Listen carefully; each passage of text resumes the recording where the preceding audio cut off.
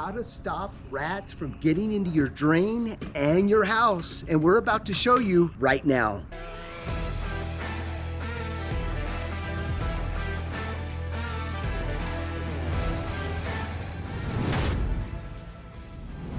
We got a lot going on here today, guys. We're gonna be focusing on inside the home, on how these rats are infiltrating the home. The homeowner's been dealing with a lot of rat infestation, some scratching in the walls. They've had a couple different rodent companies come out, been going on for over a year. The other thing is they've had Orangeburg piping drain system on the outside, which is the absolute worst piping system ever made. So we're dealing with that as well. So we're gonna show you some tips here on the best practices on how to stop these rats from getting into your drain system, as well as some tips that you need to be aware of when it comes to attic cleanup and figuring out how they're getting into the home. So the first thing that we're going to start off with is the outside. We've got some holes here that are dug up on both sides here. So we're going to show you that. And then we're going to go inside and show you some tips that you need to be aware of or consider when you're dealing with a lot of attic contamination and removal of that. And then more importantly, what to look for when it comes to how these rats are getting in. All right, quick tip here. Now, when you're replacing the sewer pipe on the outside, especially if your home doesn't have the proper cleanouts, which is what we installed right here, we put in a two-way cleanout. And what that means is it allows you to maintain the line towards the house as well as towards the street. Really important tip there to make sure that if you're going to do all of this work, add this double two-way clean out right here. I'll bring you a little closer to show you what that looks like. So right here is what we use as a combi. Now the reason why this is important, especially when it comes to rodent or sewer rats, these cleanouts give you the ability to run a camera, gives you the ability to throw in some of our root foaming product to clean the line. That's a nice rodent deterrent. So these are good for that application as well. It gives you plenty of accessibility. Okay, so this is about 40 feet away from that first hole that I showed you. And right here is the other connection. And what we've done is we performed a pipe burst, which is a great and one of the least expensive alternatives to having to dig up this entire driveway. Imagine pulling all these pavers out and hand digging this. So pipe bursting is a great method that you can use, especially when you're dealing with a pipe that has a lot of root infestation, a lot of separations. Pipe bursting is going to be the best. All right, so this particular sewer line has an easement, and the sewer line actually goes to the back of the property here. What we've done is we've installed another clean out dedicated for this long run right here. Now, you know, typically you want your clean outs every 50 to 70 feet, just because a sewer cable only has typically about 75 feet. Right here, because this hole is opened, it's always wise to add an additional clean out, especially if you've got a long run. That's what we've done here. We've actually installed a Y. I'll show you that right now. But again, another tip, especially when you're dealing with rodent infestation, if you can have accessible clean outs, it's always gonna give you that peace of mind later on to do a proper thorough inspection. Okay, so this is about a 3.5 to 4 foot deep hole here, and you can see right there we've installed another clean out. And what we're going to do is we're going to terminate this right here where the pavers are, so that way again you've got access to this entire run right here.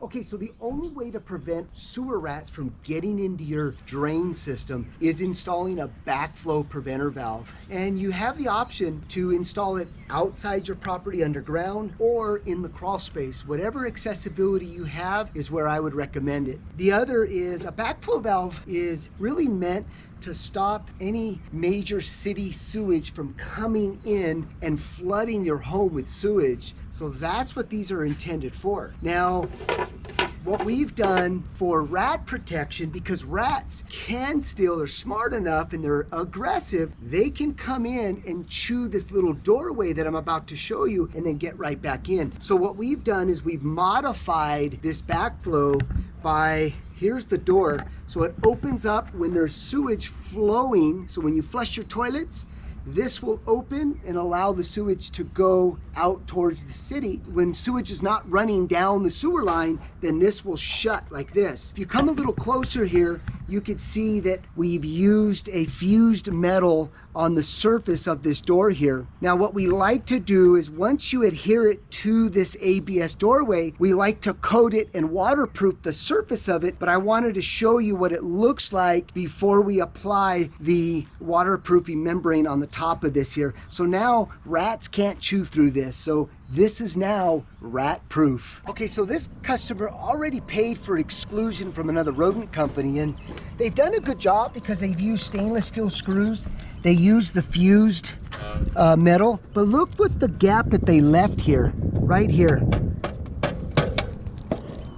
So a rat can easily get in here. So again, make sure that everything is completely sealed. You're already paying for all the work, so just make sure that if you don't have access as a homeowner up on the roof, just ask them, hey, do you mind taking some pictures of all your work? That way you can identify little openings like this. All right, and you want to seal off any sort of sewer pipes like this as well with the fused metal. Another suspect area to always look for when it comes to preventing rats getting into your home is take a look at the wiring. You can see it comes from the city pole all the way to the house here.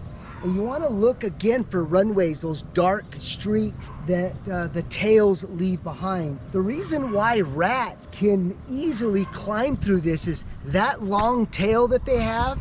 It acts as sort of a balancing act for them. So that's why that long tail gives them the ability to maneuver in places that we can't even imagine because of their physiology. The other is they're able to crush the ribs down and get inside areas that you would never imagine. So it's important to take a quick look at everything that is possibly suspect that can get easily access into your home.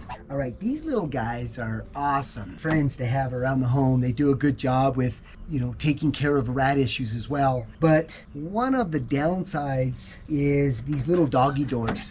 The rats are so strong, they're strong enough to push this open and get into the garage or even in your home. So if you've got dog food, cat food laying around in your garage or in your home, you've got to get that removed, especially at nighttime. Make sure everything is clean and make sure this is completely sealed off. That way you're not going to get rat infiltration through here. But this area right here, these doggy doors are notorious for allowing rats to get in to your home. Okay, you guys, so remember I was on the roof and I was showing you the entry point from the bougainvillea. One of the things you can do is shut the lights off in the attic area to identify any openings. Now, let's shut the light off and I'll show you what I mean. Now you see right there, it's wide open, and that hole right there is the entry point from the roof. And that's what we're going to be sealing up here. So that's what it looks like. So shut the lights off and look for any daylight coming into the attic area. And that's a suspect area that needs to be sealed up. All right, let's get the lights back on. Let's get into action here. And I'll show you what we're going to be removing. Right here, you'll be able to identify a lot of rat urine and defecation, such as this area right here. Right here, a lot.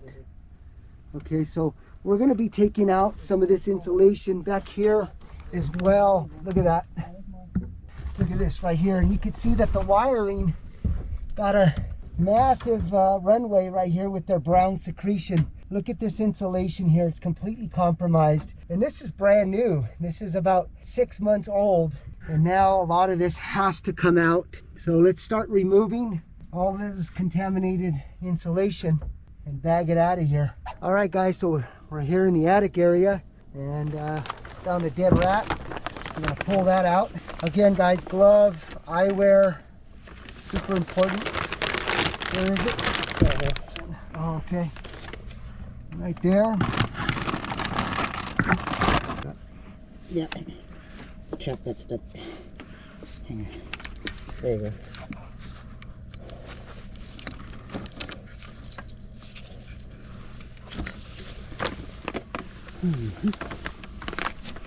Oh, it's been there a while.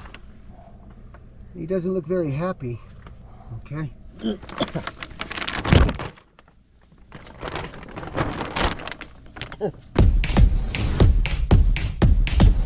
And you can see we found a duct system that's completely disconnected. That's another entry point for rats to get inside of your air duct system and nest. So move the duct system around, okay, so they can see what I'm talking about, Thompson. Yeah.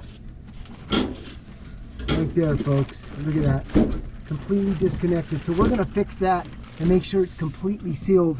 All right, guys, we completely sealed the duct system up now. And we secured it with some metal straps here so it doesn't fall. So we'll end up putting some metal tape around it to seal it, and we'll be good to go. Okay, so you can see we're making headway here with the insulation removal. Got about 6 bags that we've removed, but we're going to clean and sanitize this as well. Okay, so once you remove the insulation, bring your shot back up, put the HEPA filter inside, and then you can have an extraction wand like this. This will pick up all the excess rat feces. Again, HEPA vat, and that will keep all the particulates inside the vacuum versus blowing everywhere.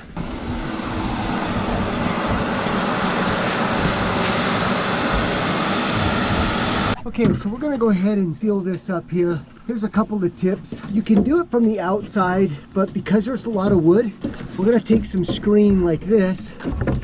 And you don't want to use screws. You want to use a staple gun because you don't want to penetrate the roof and cause leaks. So what's great about the metal is you can conform it and then get your staple gun and staple it directly to the wood here. And what you want to do is really secure it so there's no chance of these rodents bending their way through here. And then on the side here. All right, so you can see how secure that is there. All right, there's another one right here. It's in a little tight area, so we'll do the same thing in this area. Okay, so this is all of the contaminated insulation. I'm gonna haul this away. Let's go take a look inside the attic area and see how clean it looks now that we've got all this removed. Okay, so you can see we've completely removed the insulation. So what we're going to do now is disinfect the wood and the drywall here and get this attic nice and clean.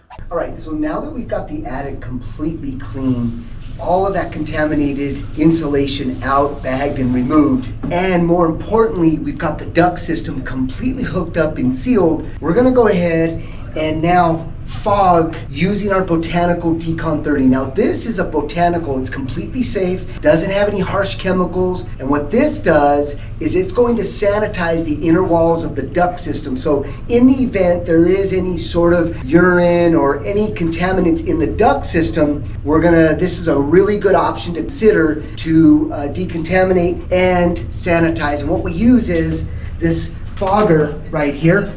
And let's go ahead and put this into action so you can get a visual on what it looks like. Okay, so what you want to do is kick on the air conditioner, go to your return air. It's typically the larger size grill. That's where you're going to be able to pull in all of the antimicrobial. So go ahead and we'll show you what this looks like.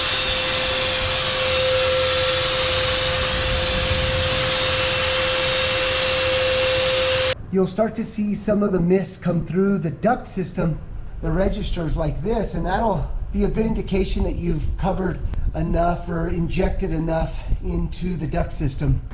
Yeah, the filter was completely dirty, so we pulled the filter out of the air conditioning in the attic.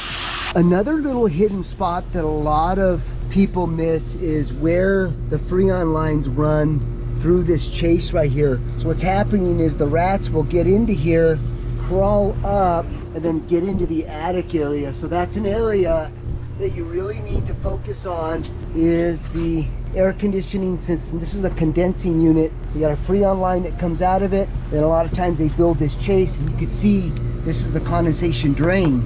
So they use this PVC as a runway and then get up in here. Here we've stuffed it with a bunch of steel wool, and then there's no way they're going to be able to get in here. But this was wide open before.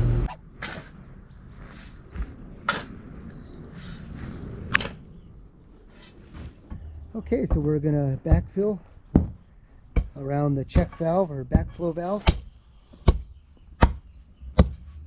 All right, you know when you have a good customer, a great customer, when they bring out their own personal umbrella and offer shade to us while we're backfilling. So I just want to say thank you for that, Steven. You're welcome. Most definitely. Well, we're getting closer here. Okay, so we've sealed up the screens here with these stainless steel bands, so those aren't going anywhere. Here's the other one, and then the big one right here. So what we're gonna do is coat these with our Flex Seal, and that'll protect the metal from rusting out.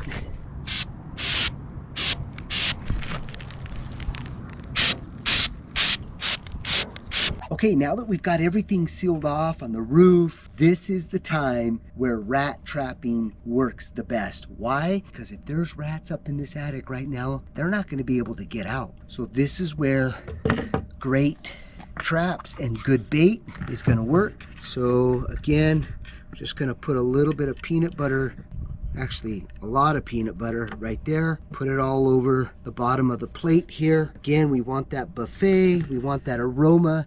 And now we're ready to set the kill bar in place like that. And that's how we set up and bait traps. Okay, so this is day 2, and this place looks completely different from yesterday. How we doing, Steven? Doing great. Looks good. Place looks. So here's the area here where the backflow device is.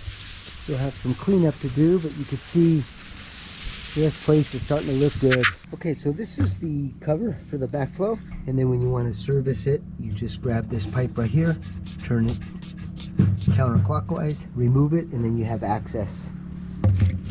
Well guys, there you have it. That's how you stop rats from getting into your home and your drain. Hopefully this information was valuable. If so, leave your comments, hit that subscribe button, and as always, we'll see you on the next one.